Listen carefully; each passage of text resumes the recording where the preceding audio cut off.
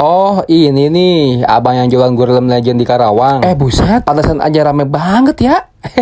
Halo bro, kita lagi ada di Johar, jembatan ini ya, jembatan yang mau arah ke Gading Elok. Gua lihat di sini ada Gurlem, cobain yuk. Ya. Nah, iya kan aya ke ujungnya aya baksoan tah. Ini otak-otak. Otak-otak. Ada yang tahu nggak nih Gurlem itu apaan? Kata Gurlem itu gurih dan pelem. Apanya sih yang pelem? Ya ini yang si abang bikin bro. Jajanan Gurlem ini dikenal dengan jajanan zaman dulu bro, yang harganya cuma 1 ribuan aja. Katanya sih si abang Gurlem ini berjualan dari tahun 2003. Dalam satu hari bisa menghabiskan 1.000 tusuk. Buju buneng. Udah gitu yang belinya buset porsinya kulit semua. Dari yang harga 10.000 sampai yang beli 50.000 juga ada bro. Proses pembuatannya sih pangsit yang digoreng dengan dibalut sama telur. Coba tuh lihat telurnya aja. Beuh, gak nanggung-nanggung bro. Harga berapa nih? Itu berapa sih? Gope dulu. Udah 10.000 ya? Ya, tuh udah siapin. Oh, udah siapin. Udah dong. Cepet amat.